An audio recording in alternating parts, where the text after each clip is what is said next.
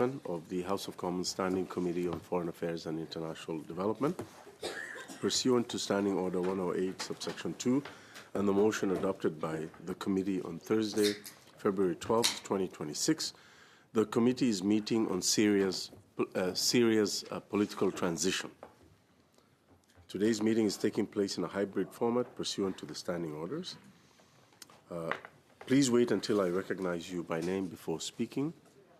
For those participating by video conference, click on the microphone icon to activate your mic, and please mute yourself when you are not speaking. For those on Zoom, at the bottom of your screen, you can make a selection for the appropriate channel for interpretation, either Floor, English, or French. For those in the room, you can use the earpiece and select the desired channel. A reminder that all comments should be addressed through the chair. I would now like to welcome our witnesses for the first hour. And from the Department of Foreign Affairs, Trade and Development, Gregory Galligan, Ambassador of Canada to Lebanon and Syria, joining us today by video conference. Welcome, sir. And Stephanie McCollum, Director General, Middle East, who's appearing in person. Welcome. I would like to thank Ambassador Galligan. We understand that your diplomatic mission is among the most in demand at present, and we really appreciate your participation in today's meeting. Up to 5 minutes will be given for opening remarks, after which we will proceed with rounds of questions from members of the committee. I now invite Ambassador Galligan to make an opening statement. Thank you, Chair, honorable members of the committee. Je tiens d'abord à vous remercier de me donner la chance de... Thank you for giving me the opportunity to speak about the transition in Syria. The study being conducted by the committee is very timely, as Syria has just commemorated the 15th anniversary of the uprising against the repressive Assad regime. With the establishment of a new transitional government, Syria has now the opportunity to rebuild itself. People. We have welcomed more than 100,000 refugees who are now part of our social fabric. We remain a top humanitarian donor, and we continue to pursue accountability for human rights abuses, including in partnership with the Netherlands before the International Court of Justice for violations of the Convention Against Torture. Syrians are working to build a more peaceful and stable future.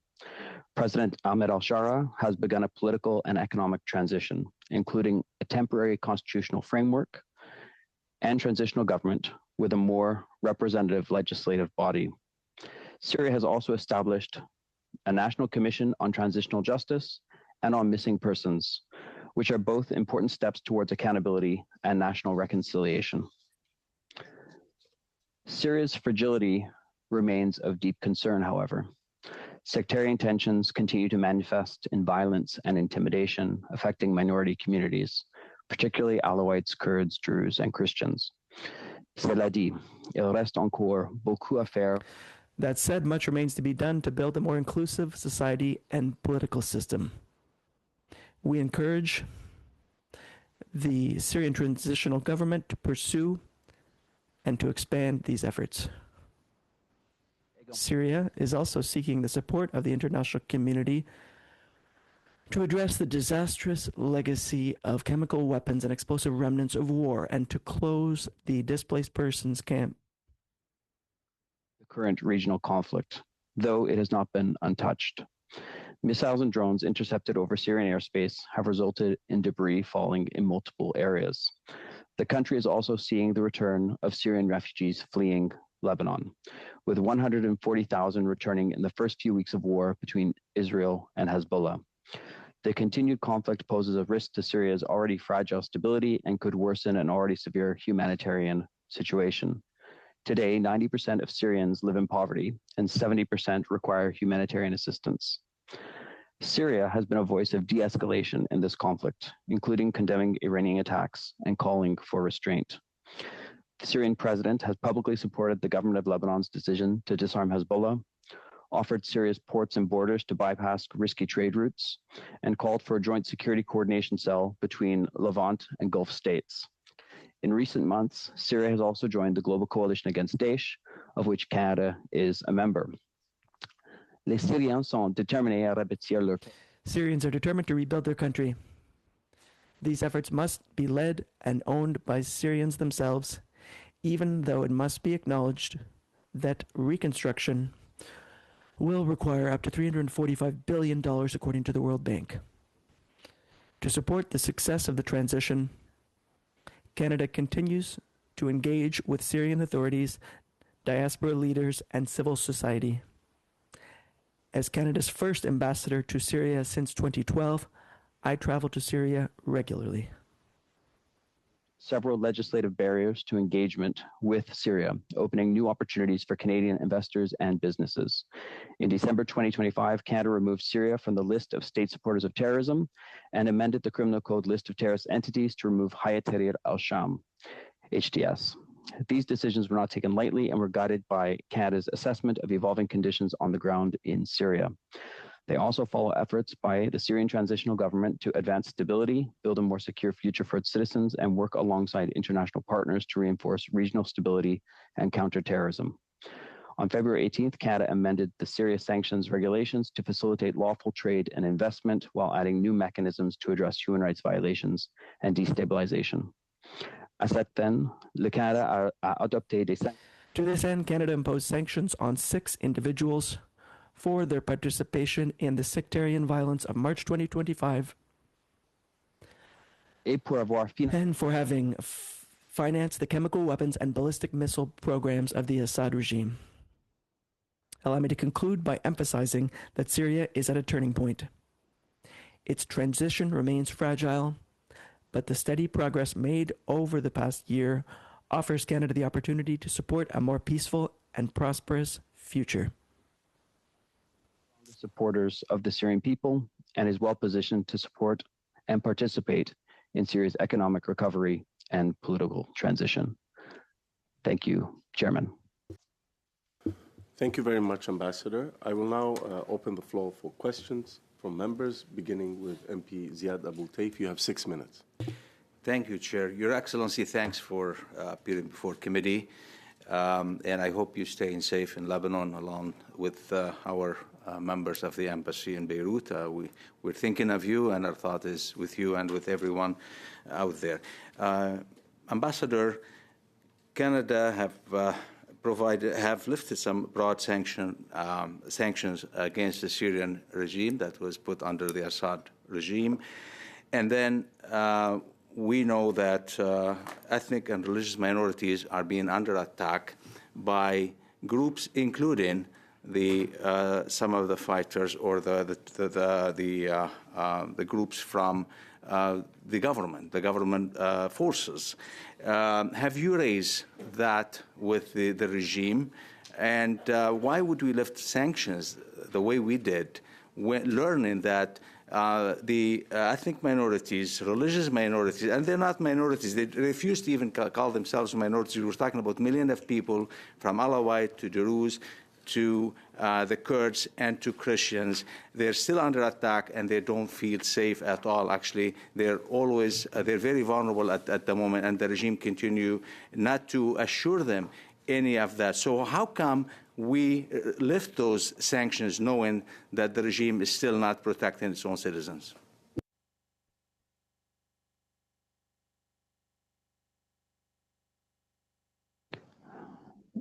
Thank you. Member Abu-Taif. So first, I'd like to say that, yes, we definitely bring up the government's interactions and the government's approach to minority issues. We've also discussed with the Minister of Foreign Affairs and the Minister of Interior and others the events that happened in March 2025 in the coastal massacres and again in July in Sueda. And, we have made it very clear that, these conducts were, not acceptable, more than unacceptable, have to be fully investigated. People have to be held accountable for these activities. In terms of the lifting of sanctions, we did it in 2 ways. So the first was to try and provide economic opportunity to Syrians. So as I noted in my opening remarks, there's 90% of Syrians are require some sort of humanitarian support, 70% directly humanitarian support, but 90% around the poverty line. So it's important to provide economic relief and opportunities for the recovery of the country. At the same time, we did that and also removed it from the list of state supporters of terrorism, which was also a connection to really what was in place in terms of the Syrian regime's connection to Iran and Hezbollah, both of which are no longer there anymore. We also made decisions to add certain, so we updated the regulations to include human rights abuses and persons who are involved in destabilizing activity. And as a condition of those additions, 6 new persons were sanctioned.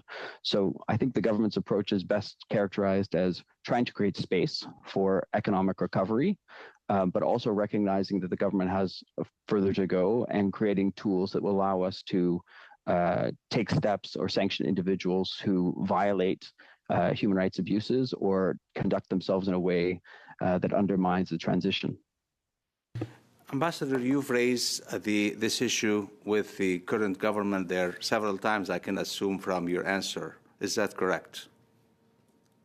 Correct. What was the answer of the government, the current government, to that? It was multiple attacks on multiple groups, and we're talking, for example, the Alawites, about 2.5, 3 million people. Same with the Kurds, the Druze, almost 1 million people, and Christians is also a large community, over 2 million people. So these are not minorities at all, and they were under attack, and the government was part of it. What would they say to you when you raise this issue? What would the government excuse that being part of attacking these minorities? What would they say? So the first thing the government has said is that there's no excuse for abuses, for human rights atrocities, for vigilante justice. So they have said this. The other thing that the government has commented on is that the Coastal Massacre in March, what they have said is that at this time, this was very early in the transition and before command and control procedures were in place. Now, of course, that doesn't excuse Soweto. And I think by all accounts, Soweto is, Soweto was, deeply unacceptable in terms of the conduct of the government and, of course, the casualties. Now, on Soweto, what is different, I think, from the coastal massacres is that the government, I think, has taken a more robust stance in terms of investigating and trying to hold some of those people to account. I think it was only yesterday or maybe the day before that the government's own findings on the Soweto massacres were released. I think it was, I can't remember the exact numbers, so you'll have to excuse me, but I think they identified close to 1,000 people who had been killed, majority Druze, 150, I think, Bedouins, and also government forces. Now, what they've committed to is naming and taking action and holding those people to account. Again, I think more needs to be done, but I think there is improvements in process from what we saw in March to versus July. Now, in the recent conflict, what we saw in the Northeast, diplomats like me, I think, took a lot of time going in and speaking to the government and talking to them about how they proceeded would be determinative in terms of the relationship that could be formed or enhanced between the international community and the Syrian transition government. And I don't by any stretch think that the conduct in every step in the Northeast was perfect, but it was certainly a measured improvement from what we saw in July. Thank you. I think also, just to close, sorry. Yeah, we're way over the time, so I have to go to the next Sorry about that. member. No problem. It's MP Rob Oliphant. You have 6 minutes. Thank you, Mr. Chair, and I want to thank Mr. Aboltaif for his really fine questions. I don't think you'll hear much daylight or see much daylight between us and Mr. Aboltaif's questioning.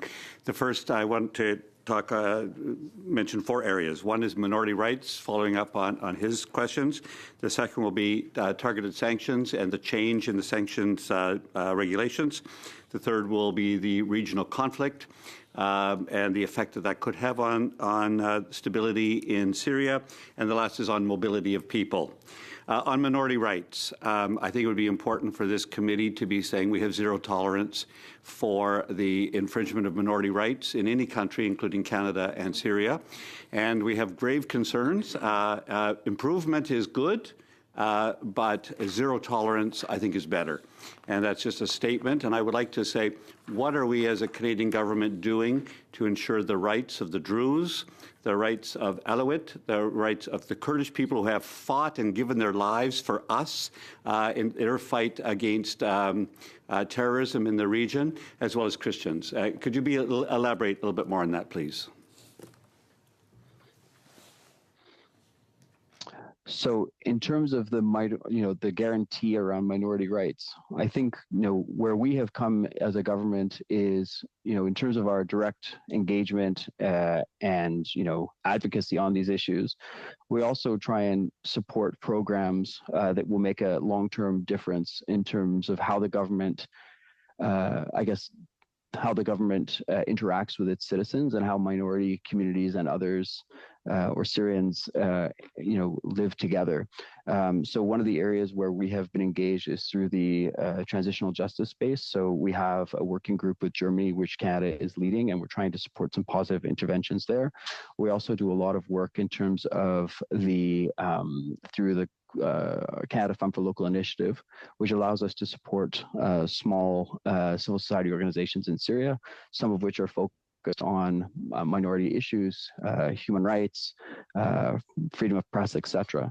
So we're pushing on that, and we're continue to try and focus on those efforts so that at this very early stage, we can try and cement some of those protections for minority communities, and so they can also, find pathways within their government so that they can more effectively represent and lead in their communities. I'm just hoping that you will hear from Parliament to the government that this is a concern to parliamentarians.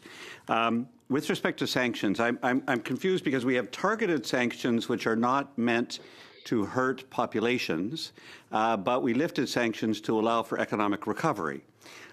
We have shifted to two new categories around human rights and instability.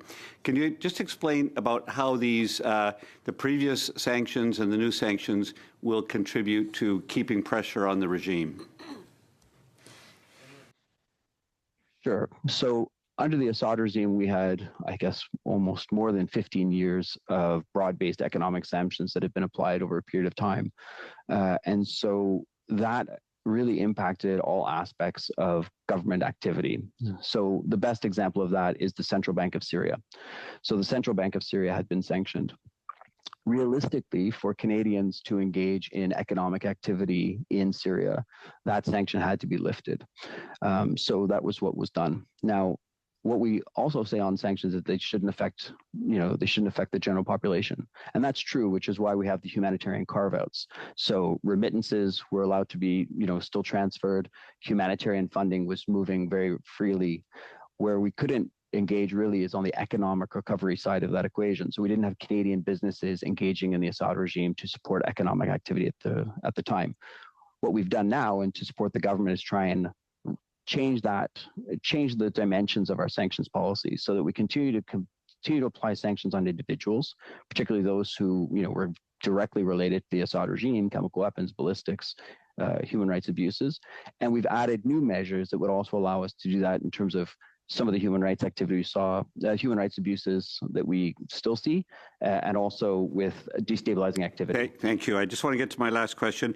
On sanctions, I would also point out that Bashar Assad's the family fortune may be anywhere from $2 billion to $100 billion. Those are the estimates. I would hope we would be looking at a recovery of those assets as well. It's unknown what his assets are. With respect to the regional conflict right now with U.S. and Israel bombing Lebanon and even minor ways Syria, what do you think is the effect on Syria of this recent conflict?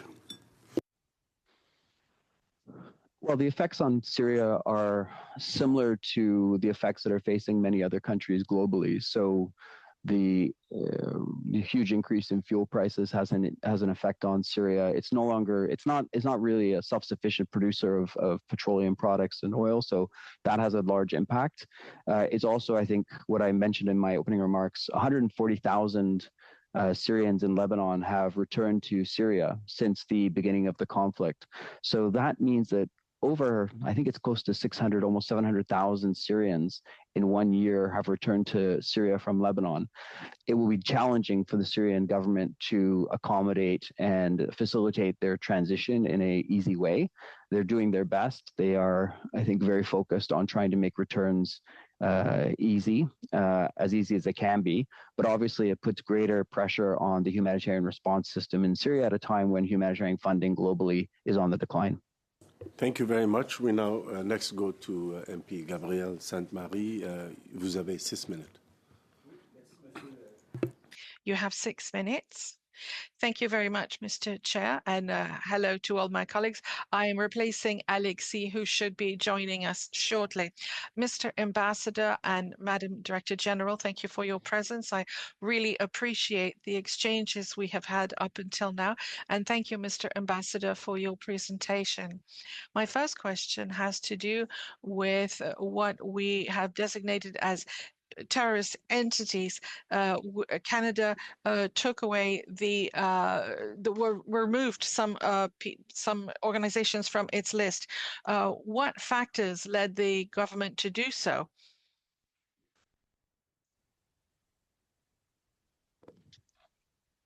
Est-ce que c'est une question pour moi ou pour Madame Was that Stephanie? question for myself or Madame Stephanie? It was for you.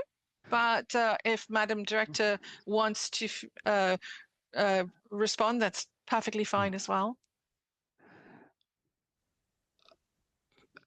Perhaps I'll try first. So on the decision to delist, so as part of the government's review, there has to be a broad-based agreement on this. So there had to be, Public Safety, RCMP, Global Affairs Canada undertook a review. Based on that review and changing situation on the ground in Syria, there was a decision taking, very much aligned with some of what our partners did also, to delist HTS. It also, I think, in the past several years, HTS has made a commitment to continues the global. So the new transitional government has made a real effort in terms of the anti-Daesh elements and has recently joined the coalition. So based on the totality of the information and after a careful review, the decision of the government was to delist. Merci. Madame McCollum, vouliez-vous ajouter certaines... Madam McCollum, did you have any information to add to that? Thank you. All I can just say is that once the transition government was formed, they said they dissolved HTS. It doesn't exist anymore. And I can just say by taking them away from the criminal code, delisting them, doesn't change the past, doesn't change history, but it shows that there has been a change since December of 2024 until now. And this should be reflected in our legislation. Thank you. So as a complement, what is the criteria that the Canadian government using to evaluate the credibility of Mr. Al-Jilani's transition government? Wait, okay. Is that for me? Yeah. Thank you for the question. And I will answer. Des annonces, des... We take note of all announcements and the public commitments that the government has made. A little bit like the ambassador has said, they opened a constitutional declaration. They appointed a cabinet.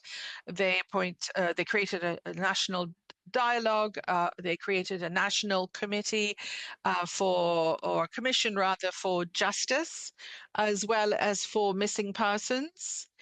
And they carried out parliamentary elections. So we take all of these different elements and we assess the new government's intentions, and we see that they are intending to carry out a safe and transition for their people. Do you want to add to this, Mr. Ambassador, as to this answer? I can stress that it is important to assess the transition government in Syria, not just on their announcements, but on their actions. positive. We have up until now seen some positive steps, perhaps not perfect, but generally speaking, there is progress. Oh. D'accord. Donc, on va continuer. And we have to continue to assess them. But generally speaking, it is their actions that we look at as well. Thank you very much. One last question for you, Mr. Ambassador. Our colleagues have talked about this. So President al-Shara's cabinet has been presented as the reflection of diversity of Syria.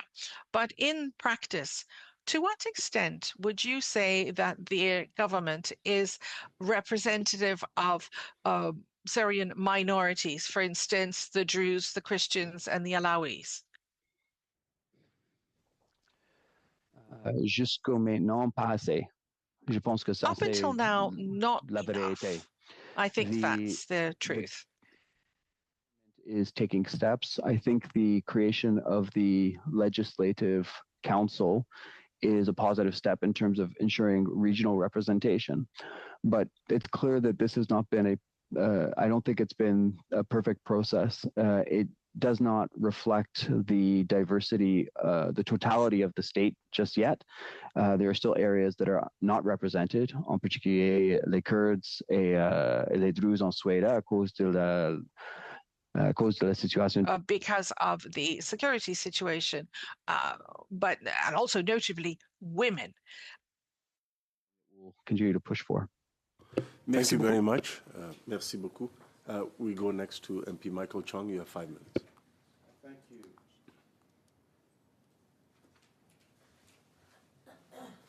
You can just press it. Okay. Thank you, Chair. I appreciate the opportunity to ask our witnesses some questions today.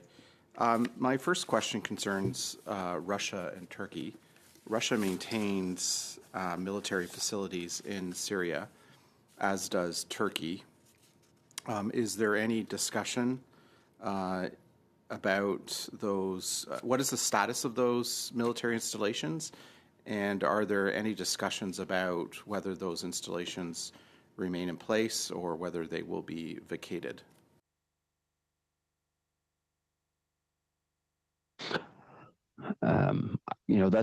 That's a challenging question for me to answer because that's really something the Syrian transition government is, I think, wrestling with themselves.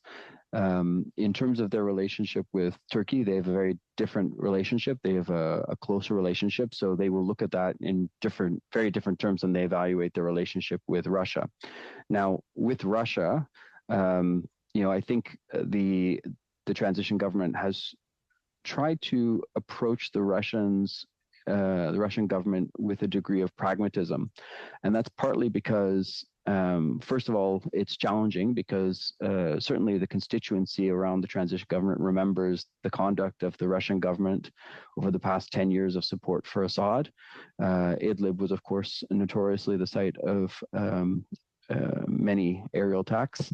On the other hand, Russia is a Security Council member, and its support is required for items like delisting at the UN and other things. So I think the Syrians are trying to manage that themselves, including what it means for their foreign debt and other aspects where Russia has equity.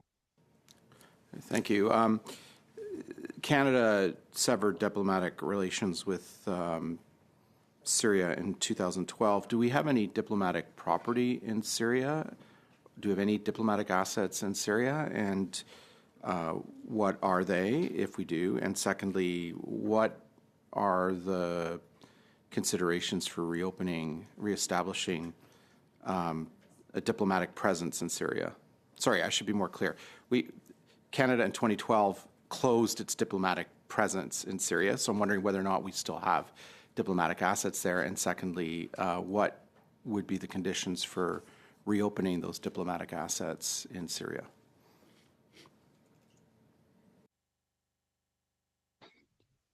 So yes, we do have diplomatic assets still in Syria. So when in 2012 we suspended operations, we did retain some of the properties at the time. So there is the Chancery, which is that is there in Damascus, and there are there's a few staff quarters that we owned. In terms of returning to Syria, in terms of opening an embassy, that's not something that's being looked at right now. For now, we're really focused on the delivery of, restoring diplomatic relations from Beirut and looking at how we can kind of support Canadians in Syria. But the decision around reopening in Syria is not one that's currently being considered. Okay, thank you. 13 months ago, then Prime Minister Trudeau appointed Mr. El Gabra as special envoy for Syria, and he also spoke with the interim president, Ahmed al-Shara. What is the current government's intent with respect to a special envoy? And secondly, has any member of the government, has any minister or the Prime Minister spoken with anyone in the Syrian government? Maybe I'll defer to Stephanie, to DG McCollum on those are more Ottawa, I think, based questions. Yeah, that's fine. Stephanie is okay, Greg. Thanks. Sorry. That's all right. So I can say in terms of the special envoy, to my knowledge, there are no conversations about appointing another special envoy, certainly at the political level. But in the department, we have, as the ambassador mentioned in his speech, now a non-resident ambassador for the first time in over a decade, and who is building those relationships, traveling to Syria regularly and engaging diplomatically. As for the second, I can say that Minister Annan did have an introductory phone call with her counterpart, Syrian Foreign Minister Shebani, in December 2025. Thank you. Okay. Thank you, Mr. Chair. Thank you very much. We next go to MP Stephen Guilbeault. You have 5 minutes. Merci, Monsieur le Président, Monsieur l'Ambassadeur. Thank you, Mr. Chair. And peut-être, what, in your opinion, it's to either one of you as a question, what do you think the criteria should be for Canada in order to get more involved on the ground in Syria, for instance, like an embassy? Do we have a kind of a chart that we could follow to give us certain results?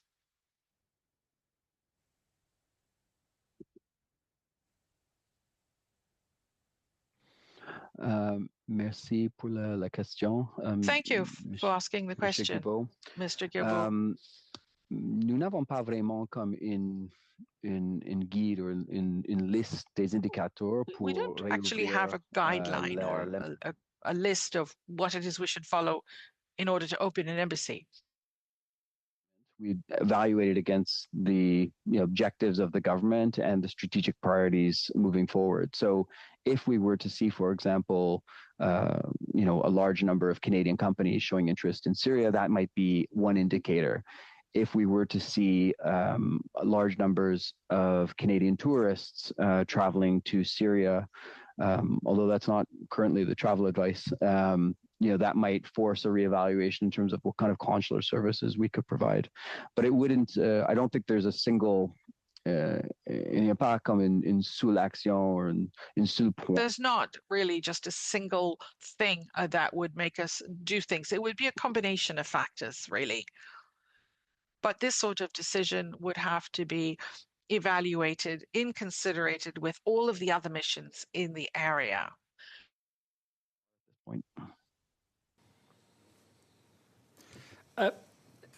Merci. Thank you.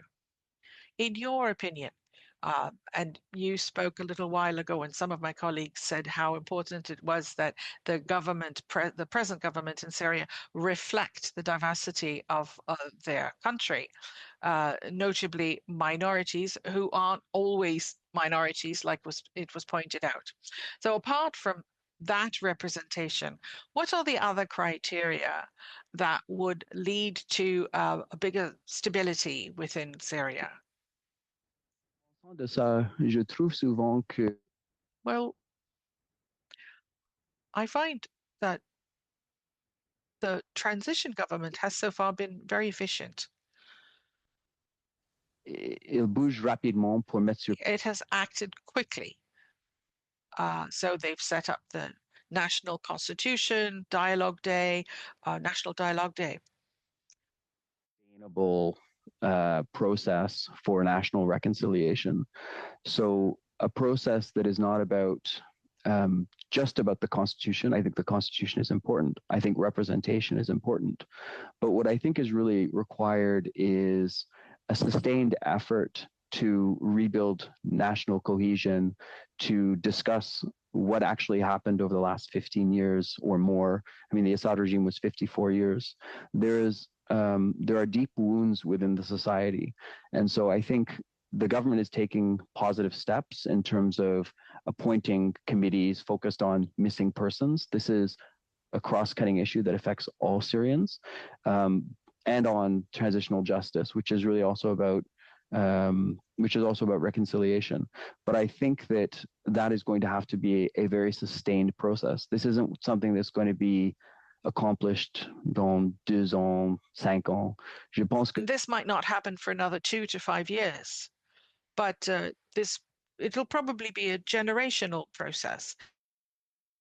Steps like making Nowruz a national holiday are very important. Mais c'est pas assez. It's got to be accompanied by actions but it's not enough. It has to be accompanied necessary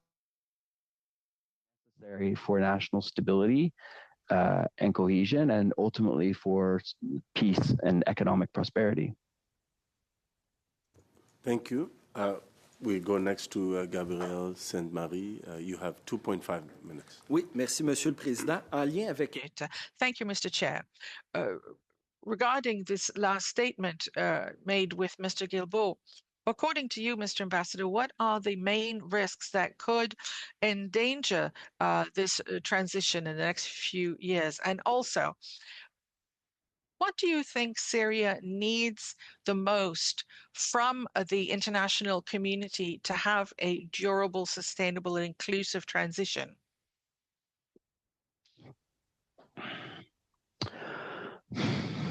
En pensant à propos de Syrie maintenant, je crois que... Well, if I think about Syria now, I think humanitarian needs are still the largest need, the most necessary need. 90% of people are below the poverty line, and that, of course, is going to create issues. But, of course, then there's education. The entire educational and health system need to be rebuilt from the ground up. And it's clear that public services in Syria are not particularly strong right now. En ce qui concerne le risque, with regards to risk, of course, social cohesion. So I think that this is why, as I previously mentioned, a sustained process of dialogue, reconciliation is going to be required. But also, I think we're going to need to continue to see progress with the Constitution and with the legislative process. There is still no parliamentary body. So until that is sitting, it's very difficult for the government to pass new laws and to also, I think, put in place some of the steps that it has talked about, but has not really been able to execute because of the lack of legislation. Merci beaucoup. Il me reste 30 secondes. I have 30 seconds. You talked about humanitarian access in the northeast of Syria. Things are very fragile. What concrete steps can Canada carry out in order to stabilize the corridors in the northeast? We are working with the UN and with other partners, trusted partners, and given all the engagement I've had with various ministers, we always emphasize the idea that humanitarian aid must be delivered. There shouldn't be any restrictions. No barriers. Humanitarian access must be accessible at all times, and that's what we continue to push for. Thank you very much. We'll go next to MP Kramp-Nyman. You have 5 minutes. Chair. The focus of my first few questions is about the different ethnic and faith-based groups in Syria, such as Alawites, Druze, Kurds, and Christians. We can appreciate coordinated assaults involving state forces with affiliated ISIS extremist groups against civilians with gravity of scales of crimes, including killing and raping, capturing women and children in public squares, homes, hospitals, and schools. There's been hundreds identified as dead, with thousands that have been injured or captured, and villages have been burned. My first question is, what exactly is the position of the Canadian government, and why was the government silent on this?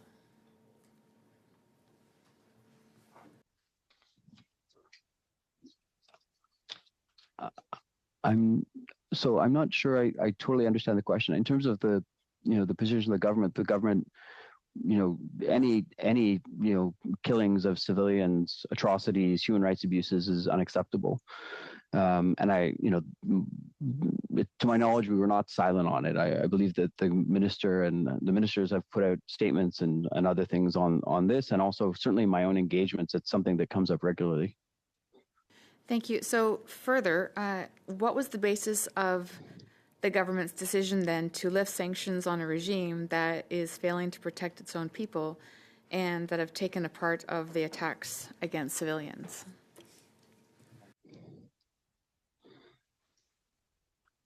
Well, if I go back to my response to the question on sanctions, I think there was the evaluation. So it's certainly not been a perfect transition. I don't think anybody would characterize it as such. And any death of civilians, any massacre is unacceptable, and the government needs to hold those persons to account. What I would say is that there has been definitely improvements from where we were in March to now. I mean, coming out of March 2026 is likely to be the least violent month in 15 years in Syria. I think the total number killed is 12, 4 from UXOs, 4 from ISIS, and then 4 from other events. Now, those 4 are unacceptable, right? So the government needs to do more to lower and to put in place structures and systems so that violence, certainly communal violence, can happen. But I think that the decision to remove sanctions is about trying to find a way to support that transition and to build a government that is more stable and inclusive.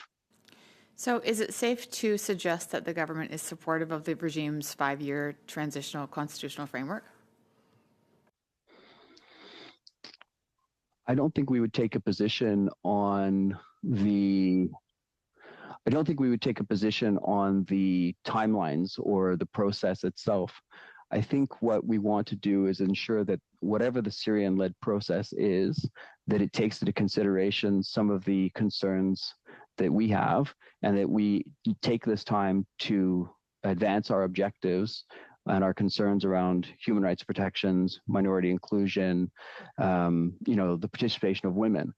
If at the end of the day, the government decides that in 3 years it's ready to move forward and there's legislative support and there's broad community support, and that results in a process that has been more free and transparent, that's had the full participation of minority communities and women, and there's broad-based support, I think we would look at that and say that's been a positive one. If, on the other hand, after 5 or 6 years that hasn't happened, we would say, okay, this probably hasn't been an effective process.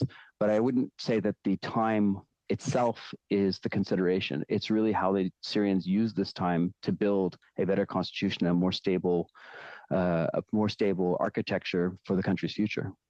Okay, so that suggests to me that the department will probably do an assessment as to the feasibility of the framework itself. Moving on, has the government done any assessments into the elections held in October of last year? The elections. So I would say that we've definitely looked at how the process was undertaken, and we've looked at the results of that process. What I'd say is that it wouldn't meet. I think, it certainly wasn't a democratic. It wasn't a broad-based democratic process where every Syrian had a vote. It was much more of I don't know what the correct terminology was, but it's more of like it was a representative it's a representative process through selective bodies. Now that, it's hard to tell what the future of that will look like. Will that be emulated in a constitutional process? Is that what the Syrians envision for the future? Or does the Syrian government envision something more of a broad-based election where all Syrians would have a way to participate? But we haven't been able to go into the exact details of how committees were selected. It wasn't a open and transparent democratic process in that sense. Thank you, Your Excellency. Thank you very much. We go next to MP Mona Fortier. You have 5 minutes. Merci beaucoup, Monsieur le Président. Merci, Monsieur l'Ambassadeur. Thank you, Chair. Thank you, Mr. Ambassador, for being here with us today. Very much appreciated. And thank you to the Director. Gloucester. In the Ottawa Vanier Gloucester riding, there's a very large Syrian community, and a number of them are refugees, and they're now living in our country. And often I have conversations with them on the way Canada is playing a role in Syria. So the diaspora is very much concerned by this. You were speaking about the importance of the representation of women, and I'd like you to talk about it a little bit more. You were just able to mention it, but you weren't really able to explain what we're doing to make sure that there's more representativeness when it comes to women, and what can we do here in Canada to encourage women's participation? Thank you for your question. This is absolutely an area where Canada can play a positive role in Syria. For me, personally, my first meeting in Syria wasn't with the government. I chose to have a meeting with young members of civil society organizations, and the majority of them were young women. And many of them were refugees in Canada and made the decision to return to Syria. We make an effort to ensure that women's voices are present in the meetings we have. And also when I go to meetings, I make a point to raise any issues that have been brought to my attention by members of this community. I also think that it's worth highlighting in this way, at this moment, that there is a very important woman in the cabinet, Ms. Hind Abukawat, who has she is a Canadian citizen. She is a champion for women. She's a champion for minorities, and she is the Minister of Social Affairs. So she has an important role in this, and I think that she brings a lot of experience in terms of what she learned and her experience as a Canadian to this new role, and I think that's a real positive for Canada. Also on the trade side, trade is an area that has been dominated by men. Pas juste en Syrie, mais dans la région en général. Not only in Syria, but in the region as a whole. In February, I had an iftar in Syria to start discussions on trade networks between Syria and Canada. And I insisted on having members from the Women's Chamber of Damascus present. So during this meeting, I had the opportunity to meet Syrian women entrepreneurs, to really emphasize the importance of women's participation in society, in politics, in the economy. These are Canadian values and they're important to us. Ça me fait entendre et j'espère qu'on... Well, I'm happy to hear this.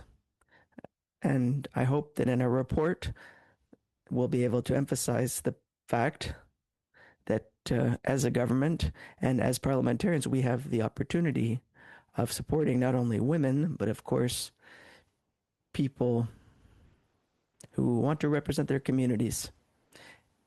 And with the time I have left, could you tell me whether you have any other suggestions or recommendations?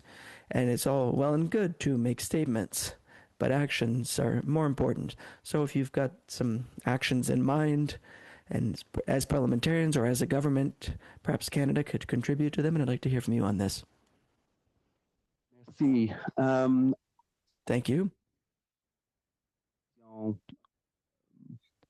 Positive. As for positive actions that we could undertake as parliamentarians or as a government, evaluate. I think that the next step, the removal of sanctions, créer des options pour le Canada. It's created options for Canada. Stabilization programming or development programming in the context of where we were previously.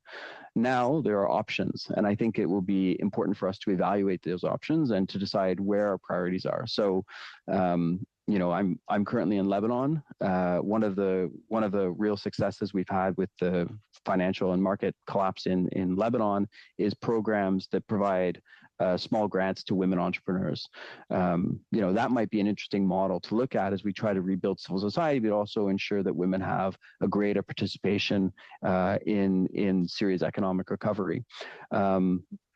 But in terms of, you know, I think let's see where we are. Right now, we're still very early days. I think we have a long way to go, but I think that, you know, we'll definitely have to consider ways that we can support civil society, freedom of speech, free press.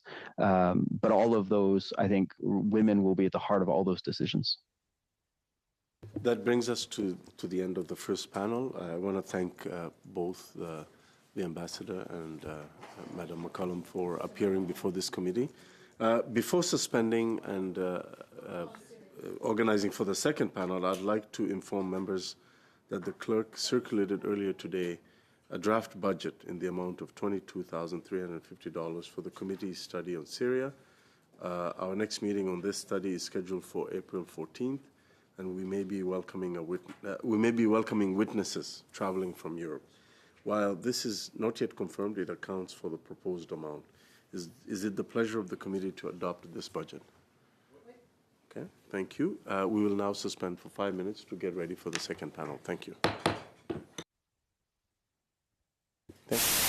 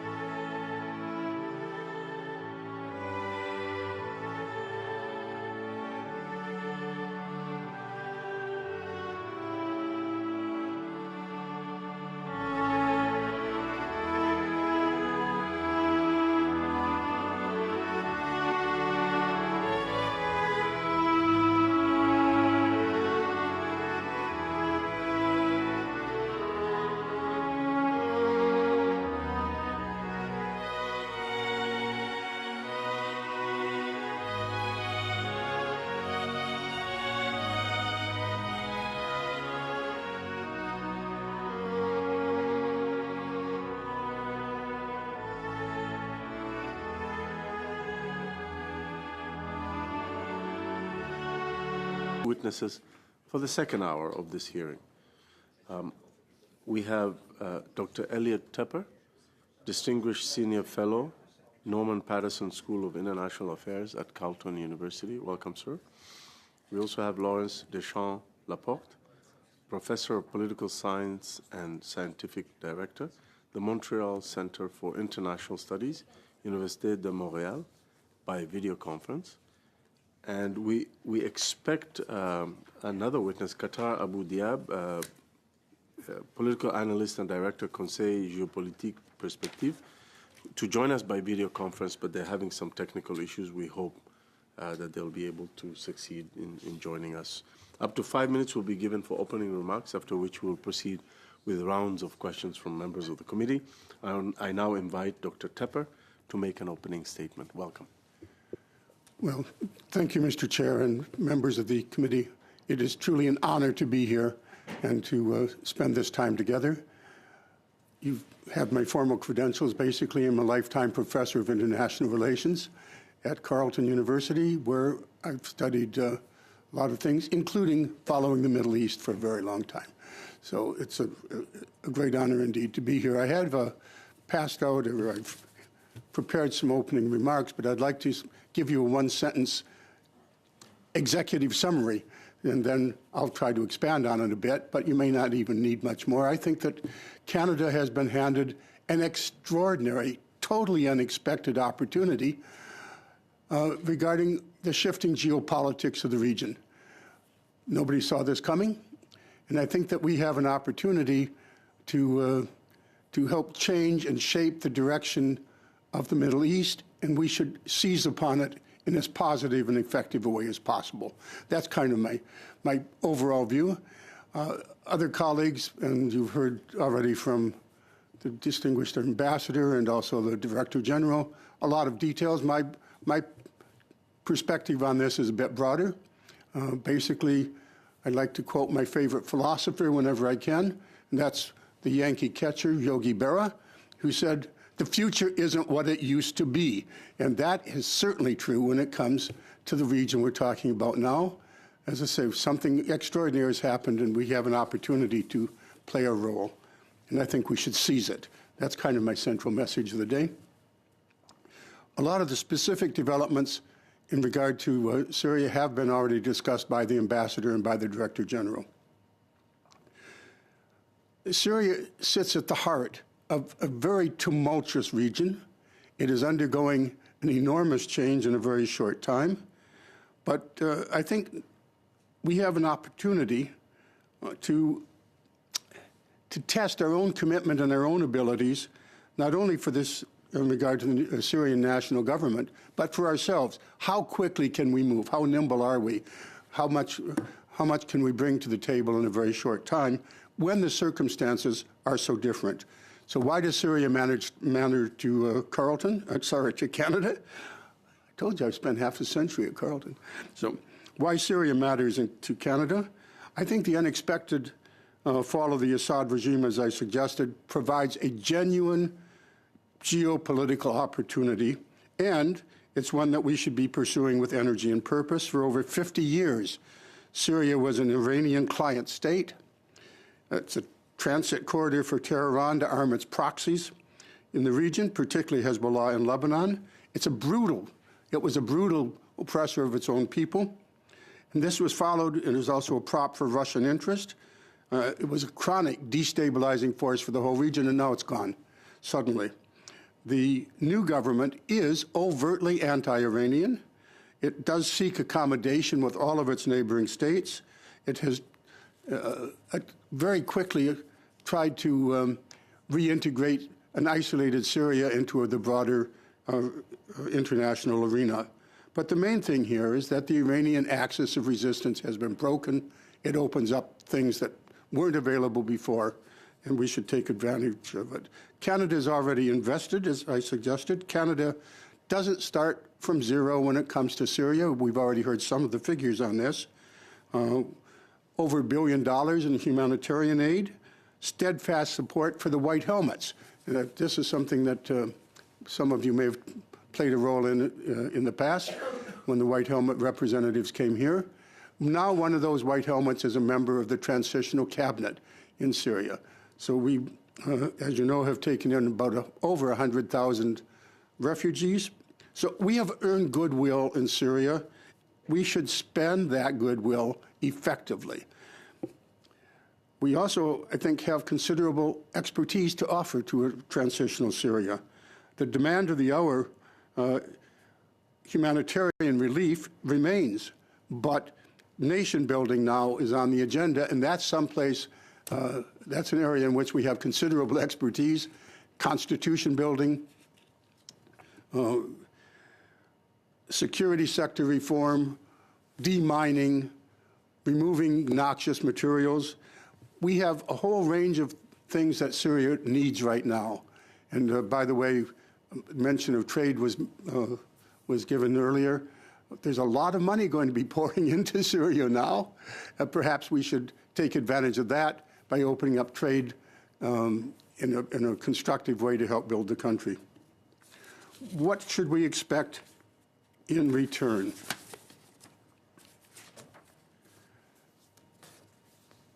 This engagement is going to come with expectations. When we invest in, as we do around the world, we think we should get something that's important to us. Accountability clearly is on the agenda, but the main thing I think to emphasize here is that we have always around the world emphasized our democratic values and our capacity for multilateralism. That combination can be put to use in regard to assessing our impact, looking at what we get out of our engagement with Syria. But I think it's important to suggest that we set we don't have to impose our own standards on the issue of human rights. What we need to do, I think, is to hold and to assist Syria in achieving what they have said they wish to do in regard to setting up a pluralistic society, a constitution with separate. If I could just conclude quickly on this, sir.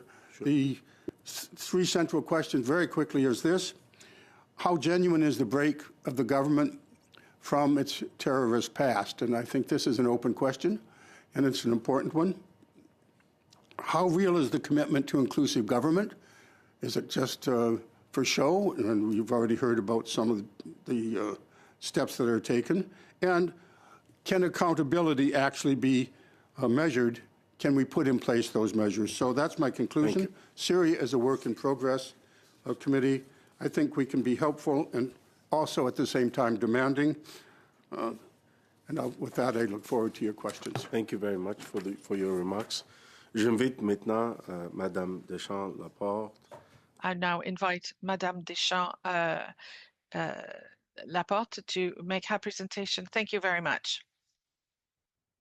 For this important study and for inviting me today.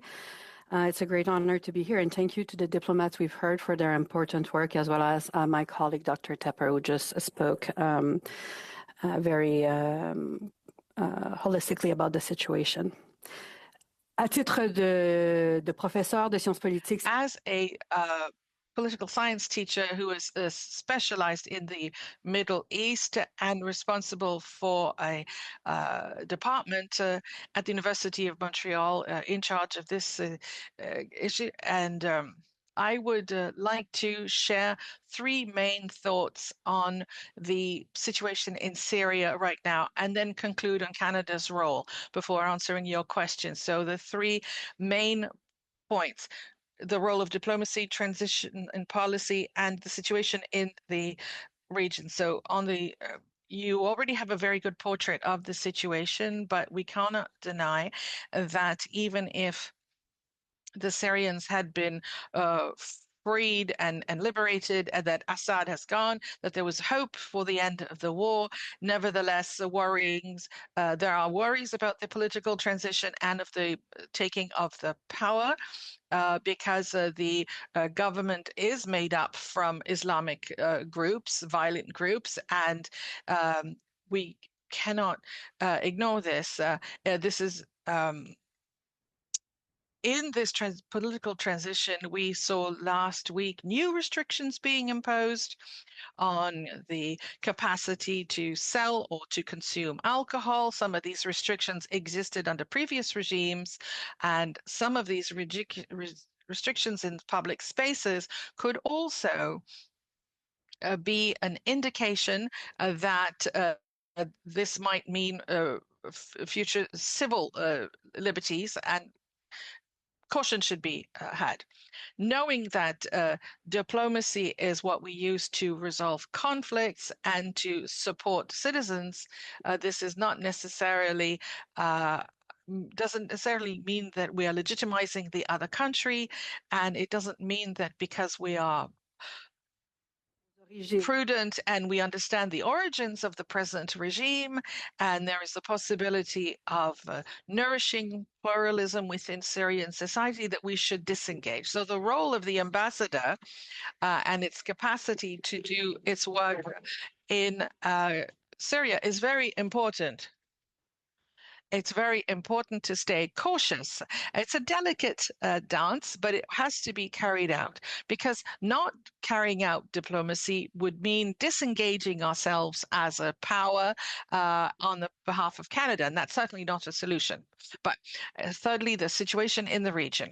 So when this study was talked about, this study you're going, I suppose you wanted to put it on the agenda because Syria is fragile and is important, but the fragility of Syria is now going to be exacerbated by the present conflict outside, and take away some of the hope that was there. So we know that the fragility was there, but we know it's also going to affect this conflict, and especially the most vulnerable of populations.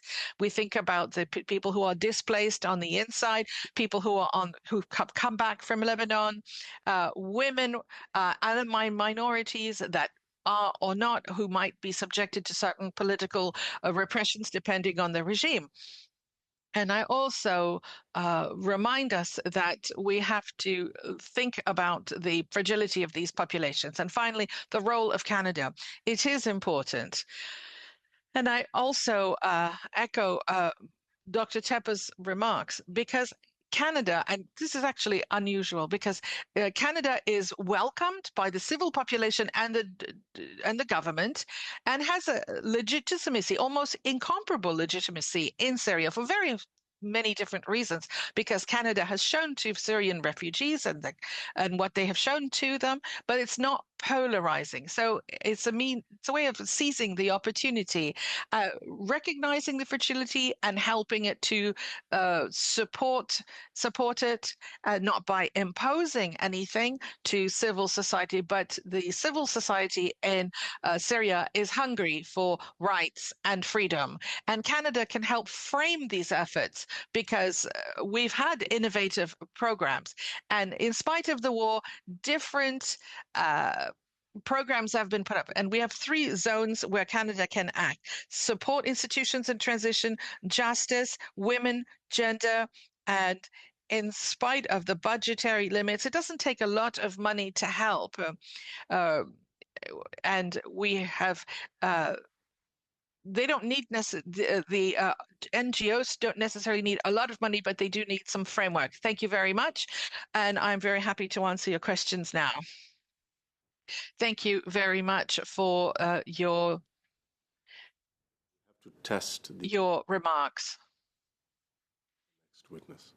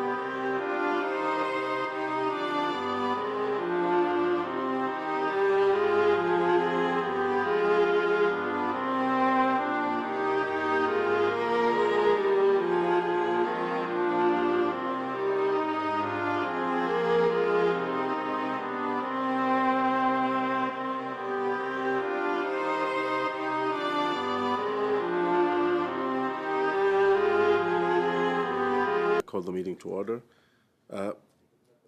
J'invite maintenant Monsieur Abu I would now invite Mr. Abu Diab to do his presentation before the committee. Please proceed.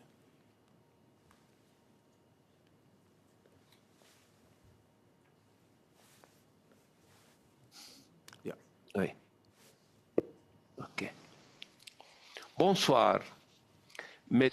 Hello, ladies and gentlemen, Mr. Chair, members of the committee. It is a great honor to appear before you to provide you my point of view on this thorny issue, that is to say, the transition in Syria. I will be brief, and then we will be able to move on to questions after the presentations of my colleagues. The Islamist government that succeeded the regime of Bashar al-Assad is multiplying its efforts on the international stage to end its country's isolation. Today, the atmosphere in Damascus is less oppressive, and civil society is relatively active. However, Syria's political transition is experiencing serious setbacks. Observers point to the very hasty and not very transparent nature of what we call the national dialogue and the elections that were initiated and held in 2025. They were not up to expectations. It is essential to support internal political dialogue and to insist on properly organizing the transitional period, which is absolutely necessary to build a state to improve the Syrian economy, which remains in a severely degraded state. And we shouldn't forget about the social situation, the vulnerable groups and people displaced within the country. And this is a country which requires a great deal of reconstruction. However, first we need to rebuild people in Syria, and we need to reestablish trust. Syria is a mosaic of communities and ethnic groups. And this is a unique characteristic of the country. Unfortunately, following the installation of the current government, which was linked to Al-Qaeda, and there were murderous events, very unfortunate ones in the Sahel, and massacres committed against the Alawites in March 2025. There were also other deadly clashes in the Damascus province and in the south between May and July of 2025, and during which another community, the Druze, were massively targeted. And then we mustn't forget the executions that are still underway against Christians, as well as the fighting with the Kurds that's happened. And there's also external interference by Turkey on one hand, by Israel on the other, and there are also extremist practices exercised against moderates and secularists. All of this highlights the fragility of the Syrian transition as well as its deep flaws.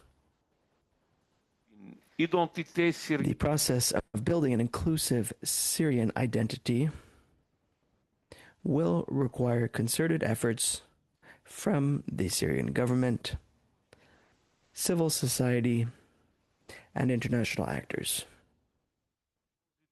The new transitional power is dominated by the interim president Ahmed al-Shara and is firmly controlled by HTS,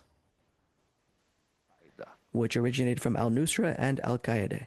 HTS is behaving like a single party and is infiltrating every level of the emerging state. Corruption continues to eat away at today's Syria on many levels. It seems impossible to impose a single narrative on a country with such diverse components and origins. What we need is a state of law and a state based on strong institutions.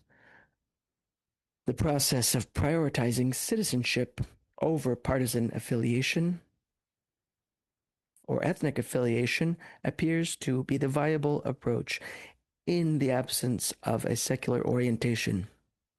In addition, a well-structured step-by-step democratization process is needed, along with the establishment of federalism or a confederation in order to preserve Syrian national unity and territorial integrity.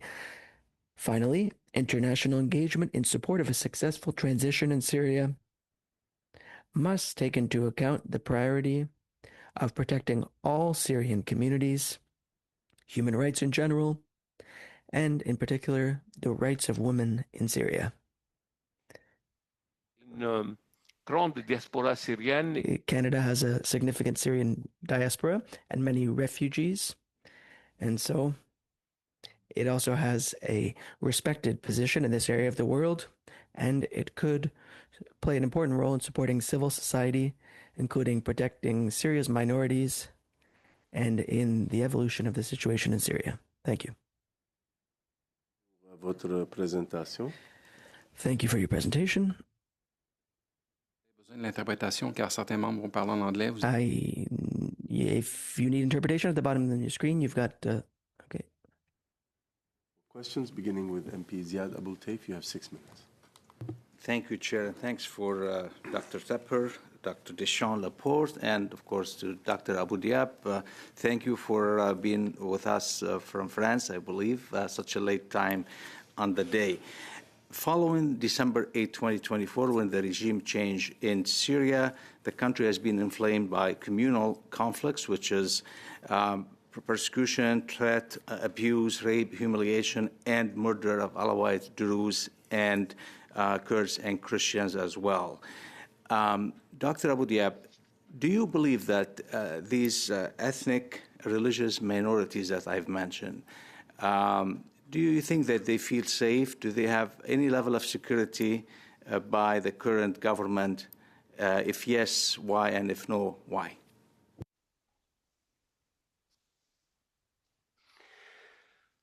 Donc, ces minorités ne sont pas. These minorities are not in a safe situation in a state of law. And the previous speaker spoke about the banning of alcohol in Damascus. And Damascus was divided into 2 areas: a Christian sector where alcohol is allowed and other areas where it is not allowed. So there's a kind of citizen, there's a citizen for the first group and the second group. And the majority of Sunnis that are currently governing the country served under the Assad regime, and they experience significant discrimination and were subject to massacres. However, we cannot punish the Alawite minority or the Christian minority or the Druze minority or even the Ismailian or Kurd minority as a result of the misdeeds of the previous regime. And the regime agreed to create an investigative committee to take a look at what happened in the Sahel and in southern Syria, including Saweda. However, It is not using the recommendations of these communities in its decisions. There hasn't yet been justice in Syria because there's no rule of law, and the justice system hasn't been reformed. And Canada could get involved in this question of the justice system. And in Syria, Syria can't be governed by Sharia. And it can't be governed by a single religious system because, as I explained, it is a very pluralist system, and we need to respect this Syrian plurality. And especially in light of the changes in this situation, we don't want these minorities to pay the price for this.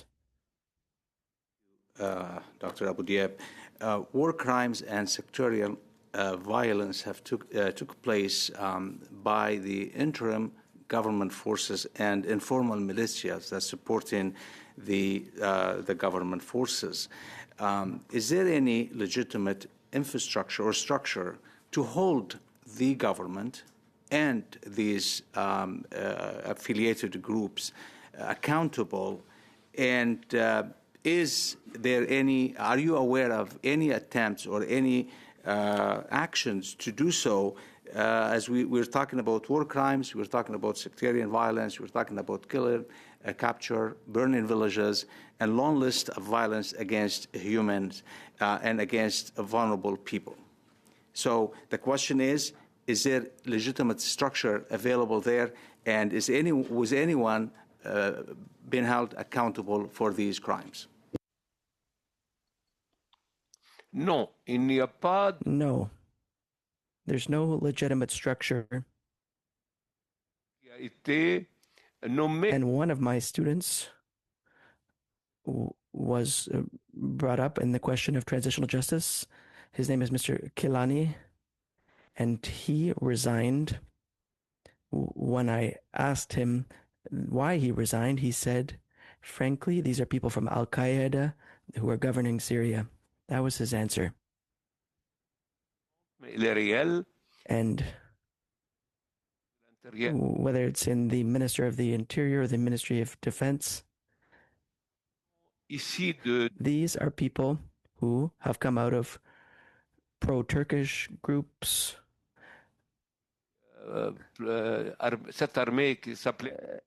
affiliated with what was called the National Army. They're linked to the Kurds or to extremist groups like HTS, the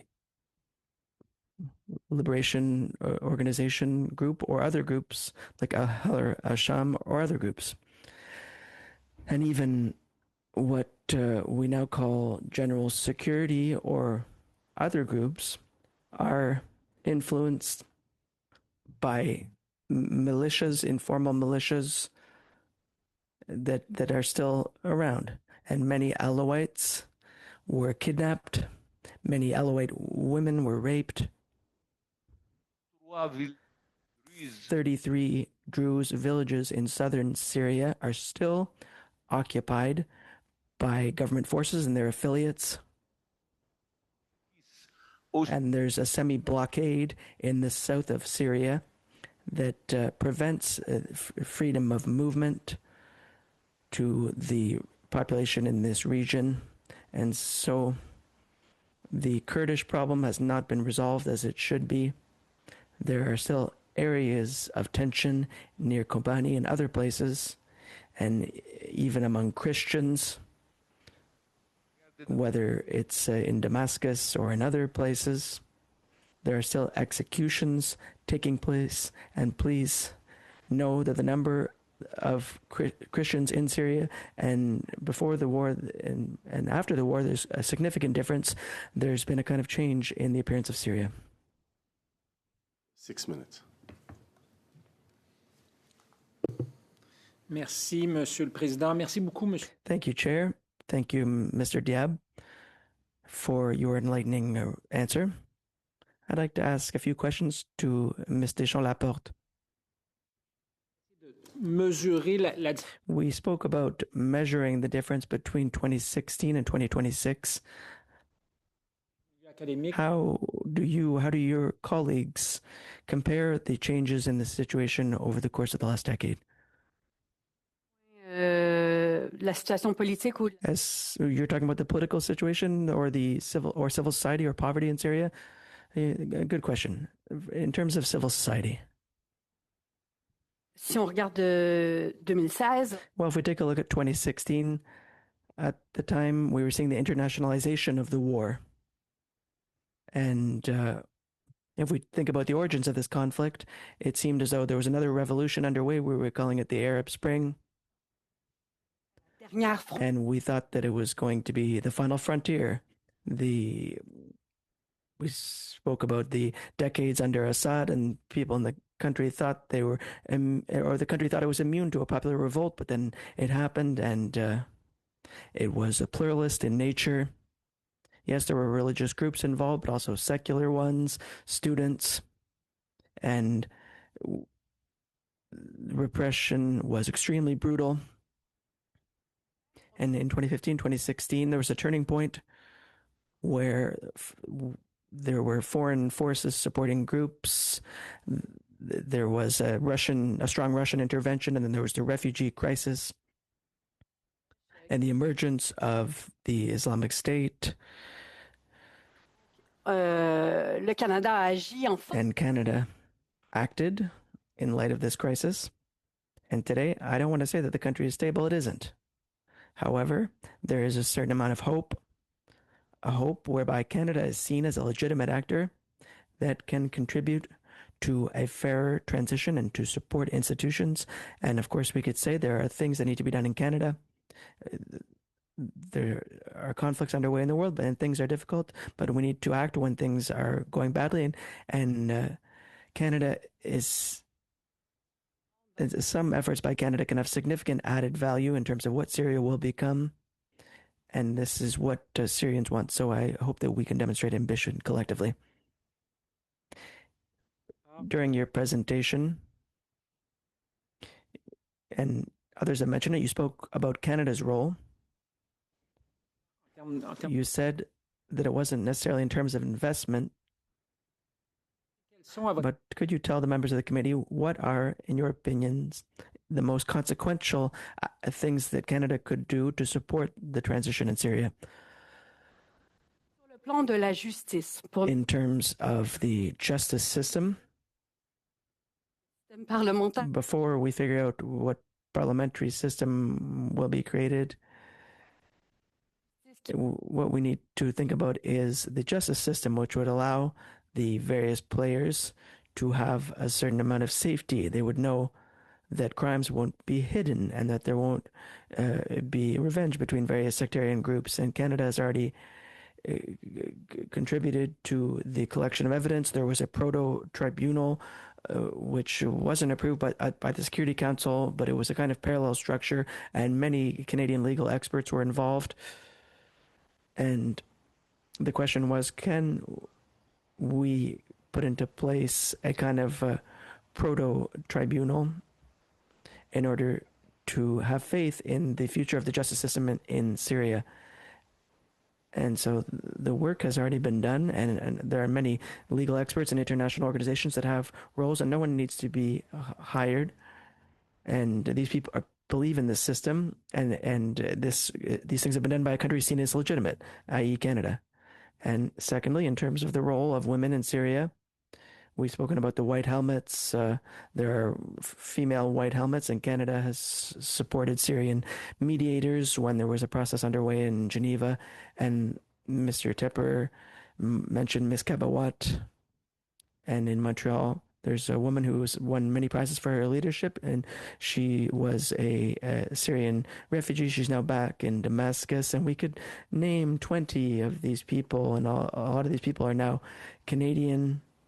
They're well known, and we need to listen to them and bring them together. I'm certain that they have simple ideas, and there were days on the Syrian dialogue, and so it was only about half a day, but we could have talked about the subject for 3 days, and we could have had more Kurdish representatives, more women. It's the current time, simplicity is necessary, and that will determine what happens in the country over the next few decades. And to conclude, we need to continue to be aware of what's going on. Historically, Canada supported organizations which during the war had a good vision of what was going on the ground, and we know that currently it's very difficult to be a journalist. The country is dangerous, and so you need to continue the work that you've started in this committee so that we really know what's going on in Soweto, what's going on in the Kurdish areas, and so that the Syrian regime knows that we are still following what's going on and that there's an international interest and which has significant ambitions for the region. Our time is up. Could you tell the committee, could you give us the list of the 20 names, the mediating women who are in Canada? Yes, I'll give you that list with great pleasure. Thank you. Marie, No. Oh, sorry. Il est parti. Alexis. Monsieur Duceppe, vous avez 6 minutes. Yes, you have 6 minutes. Yes, thank you very much, Mr. Chairman, and thank you to the witness for this very important study. Madame Deschamps, you have just talked about collective ambition and referring to some programs that normally are linked to a budgetary envelope, international budgetary envelope. So what we are seeing now, a bit all over the world, we've seen in the USA and in Europe, and in last federal budget, we've had cuts, billions of dollars that have been cut in international aid. So I'm completely on your side. I think that international aid actually produces concrete, tangible changes. Do you not see that it is dangerous to keep cutting this international aid when countries such as Japan have cut and are doing something completely different when it comes to international help and aid? Thank you for asking the question. It goes without saying that international aid is something that keeps people awake up at night. We're talking about a vision of a secure world, but international aid wasn't only altruistic, it was in order to ensure durable, sustainable security. And when there isn't any, and when there are no more programs for transition, this is where we see a recruitment to violent groups. So the populations become vulnerable, and this becomes a lever for violence, not direct perhaps, but is still linked. So I agree with you. And it's not just international aid. Canada has a very particular program, which is somewhat diplomatic. So that might be aid in terms of finances, but not purely for development. It's called Peace Up. And it's an organization that finances micro programs, certain initiatives in civil society that are defined by the terrain and that allow certain programs for transition to justice. And for a long time, Canada was one of the only or one of the most innovative countries. And this was an investment that allowed certain countries to go towards democracy. And I agree with you. Cuts are very worrying. Thank you. Professor Tepler, you have talked about measuring the kind of help that we can give the new civil government. You've left that open as a question, but do you think that there should be a priority in the grid of criteria in order to try and measure the engagement like in countries like Canada towards the new Syrian government? We're talking about accountability, because we need to look at priorities and criteria. How do we do this? That's a complicated question. But Professor Diab also mentioned earlier that there are steps toward democracy. We can refer to that more technically as we do in talking about aid. Benchmarks. The possibility exists that we, as part of our engagement, insist not only on accountability, which we must do, but also benchmarks toward the goals. This is standard aid stuff. But in the case of Syria, our basic goal is to keep nudging them in the right direction. So determining what would be the most effective way to get them to live up to the most aspirational goals, where they plan to go, and we can help them. And we have enormous expertise, not only in the aid program, but again, what we talked about earlier in terms of democracy, in terms of constitution building. So there's the goal in Syria can't be met by flooding it with a little money here and a little money there, although if we had it, that would be great. But the people of Syria need to have structure, and the outside world can assist in that by providing targeted assistance with benchmarks, and then that leads to a positive cycle. You do this, and then there's more. You do this, then there's more. And the positive cycle is what we're looking for in Syria. Merci infiniment pour cette réponse qui était fort intéressante malgré que la question. Thank you for that very interesting answer, even though the question was complicated. Mr. Abu Diab, you talked about the Druze and the Christians and what is going on in the northeast of Syria. There are human rights defense organizations who have said that things are not going well in those areas. How do you interpret what they are saying? And what is the capacity of the government to protect civil society and respect international law when even credible organizations say that there are worsening situations for civilians? Thank you for asking the question. That is very precise and important. And it's true that, like I said, the new transition government has to take into account human rights, women's rights, but also freedoms and the plurality of society. And right now, towards Alawites, there is a continuous discrimination going on. There are many rapes of women going on, and many abductions. And for the Kurds, des drapeaux. There was that what was going on between the flags, the different flags. The things got really difficult. So Kurds against Daesh, and let's not forget that the Kurds lost against Daesh, and they lost more than 20,000 people in these struggles. They have sacrificed a great deal, and it's true that the new regime, because of American pressure, accepted to appoint a Kurd in the defense structure. But truly speaking, no Christian, no Druze, no Alawi, no Kurd have a true position within the new regime. So this new regime is a sort of a single regime, and it's really unfortunate because we're talking about an inclusive Syrian identity. So whether it comes to security or law, there's nothing certain. We have occupied villages, 33 cities, and almost 200,000 people outside of their homes, and a blockade. So that in southern Syria, which is near Damascus, there are new confrontations between Israel and Turkey.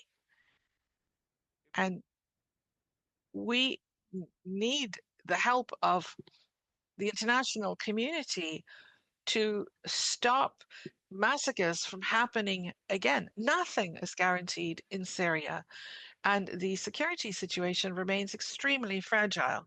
Thank you. For 5 minutes. Thank you, Chair. I'd like to ask my question of Dr. Tepper.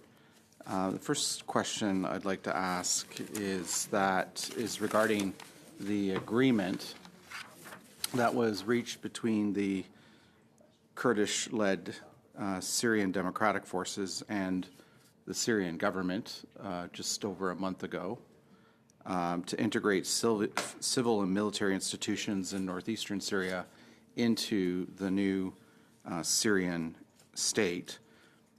What do you know about this implementation of this agreement to date, and how likely is it to endure? Okay. Sorry, Mr. Chair, point of order. With the bells going, could you just confirm we have unanimous consent to go till 5:30? The issue is there's a 27-minute bell now, and then we'll do the. We have unanimous consent to go to 5:30. Right. Yes.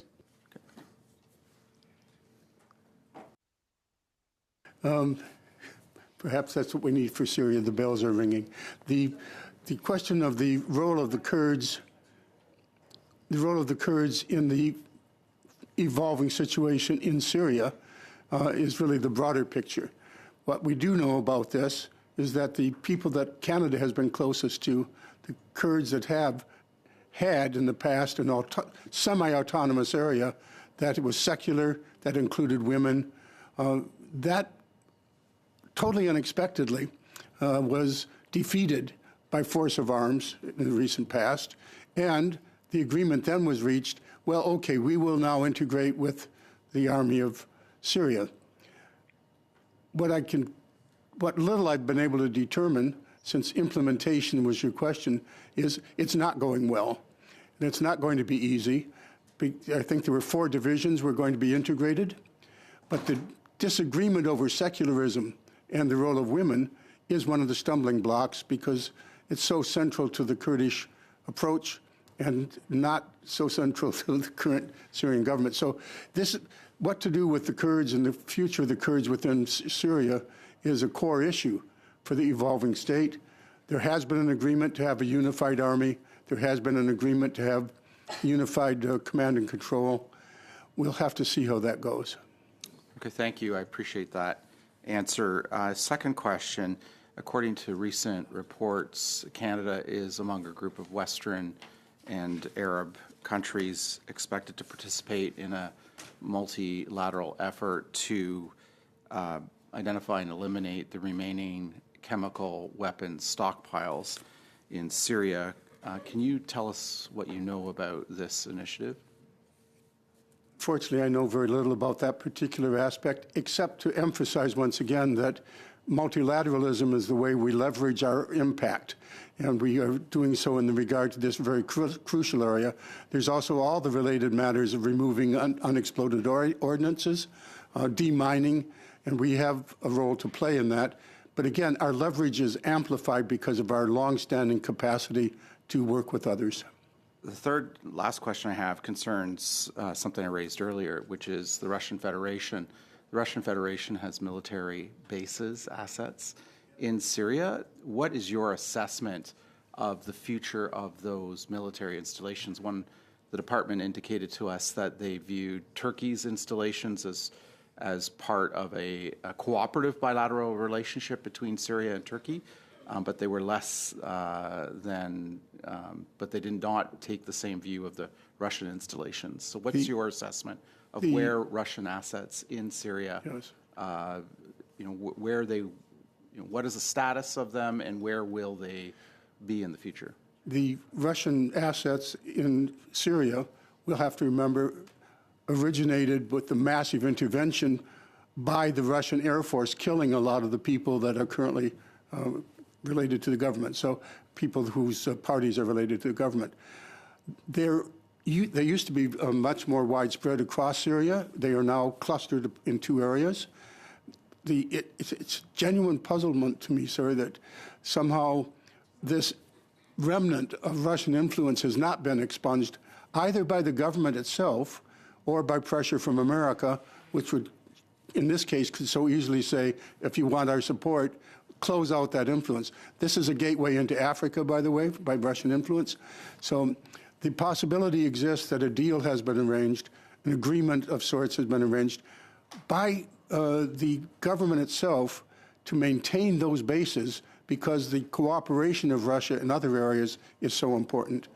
But again, I'm baffled why that hasn't been cleaned out. Thank you, Chair. I have no further questions. That's right. We next go to 5 minutes. This has been touched on by many people, both our witnesses and our members. I'm interested in the state of law in Syria. So when I hear about the collapse of the Assam government, the collapse of a government means typically the loss of the laws, the whole legal structure that pertained to that government. So I'm assuming that the current provisional government was created on the basis of it being the strongest faction out there. Is that correct? My colleagues, I think, are well placed to answer what's going on the ground. The bigger picture, the approach is that the government is trying to see that it has, by the definition of the state, exclusive monopoly on force. And it is making progress. We just talked about the Kurds. But in terms of the law and order situation on the grounds, I would defer to my colleagues. Please go ahead. Mr. Abu Diab, perhaps? Oui, écoutez. Yes, it's true. Justice in Syria and the new regime is irritating the old structures, but it's not improving them. The Sharia aussi. And there's a kind of Sharia, Islamic law, which is creeping into the system. And so there's a kind of confusion. There's corruption in justice. And the fact that there is a horrible economic situation and few judges are getting any kind of salary. And so they need independence. So there's no real rigorous or independent or justice. But when it comes to the Russian installations, Turkey is an important player in Syria. And without the support of Turkey, no regime would have been put in. And this regime is totally linked to Turkey and Saudi Arabia. But moreover, it's Turkey that made a kind of an arrangement with the Russians for them not to interfere in Assad's coming down.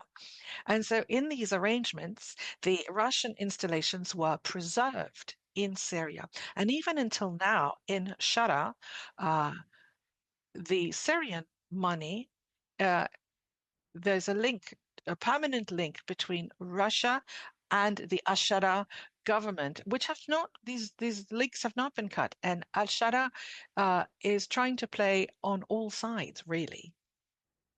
Is the current government, the provisional government, taking steps to transition things like property rights that existed under the previous government, property rights contracts, debts, and so forth, are they transitioning into the new society as well? C'est ça aussi, on a eu beaucoup de chaos en Syrie. There's been a lot of chaos in Syria and a lot of injustice.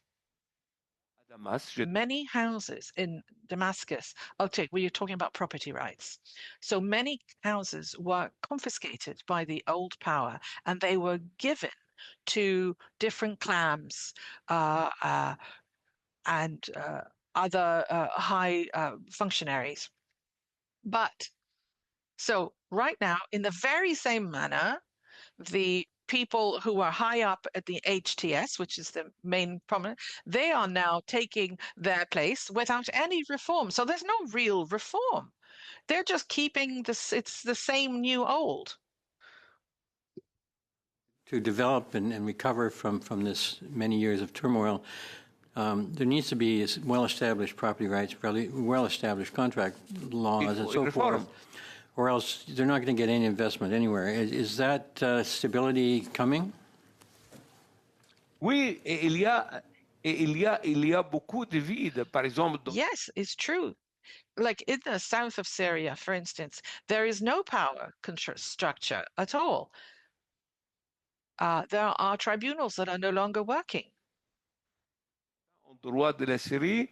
And up until now, like I said, we're just using the same old system, trying to improving it a bit. But those people have so little experience, and the ministers and the collaborators really do not have expertise, nor do they have any experience. Monsieur Duceppe, you have 3 minutes. Incroyable. Les collègues sont magnanimes, même si. This is incredible. I find my colleagues very magnanimous. Thank you very much, Mr. Chairman. I'd like to come back to what you were just saying, Professor Abu Diab. You talked about Turkey, and you've talked about Saudi Arabia. Are there any other international regimes that the present Syrian regime can count on? Or are they the only two true allies? No, there's Qatar as well. Yeah, Qatar. Qatar is a country that Syria counts on. But of course, right now, unfortunately for Syria, as for Lebanon and other countries, the Gulf states represented an economic power. But right now, they themselves are in great need of help. And that gives more responsibility to others. And the situation is degrading. Well, yes, precisely. That's what I was going to say. The impact of the Israel-Iranian-American war is having an effect on Syria. Could you give us a few more details for our committee? Could you tell us a bit more for our committee analysts? Yes. Well, up until now, al-Shara is trying to position himself in a kind of well-meaning neutrality. He's saying, okay, I want to avoid, I want to prevent Syria of being involved in this conflict. But in spite of the fact that Israel has created a security zone, al-Shara is being very patient because he's saying, well, his army was destroyed by, the old Syrian army was destroyed by the Israelis. But al-Shara is trying to create a sort of a buffer zone between the Israeli and the Turkish influence. So there is, though, a serious issue. There are many rumors, and it is possible. Is it possible that there is any kind of interference by Syria to Lebanon? And would it be that al-Shara would be able to interfere in Lebanon on behalf of Israel? Réalité. Some people say, no, it's not the reality. But the information that is coming from the field is certainly not reassuring. So it's not a scenario to exclude. A new intervention from Syria into Lebanon, but it would mean a intra-Muslim war between Shiites and Sunnis once again. There's the first thing that happened. There are pro-Iranian militia in Iraq that bombed a Syrian base in northeast Syria. And in that base, apparently, there were either American soldiers or American experts present. So this is a very worrisome move that has happened between the Israeli-Iran-American war. So thank you to all of our witnesses for the high-level discussions we have had today. The questions. Thank you to both witnesses for your appearance before the committee. Our next meeting will be on Thursday, March 26th. The committee will consider 2 draft reports which you've received. Is it the will of the committee to adjourn the meeting? Thank you. Meeting adjourned. Thank you very much. Merci. Merci.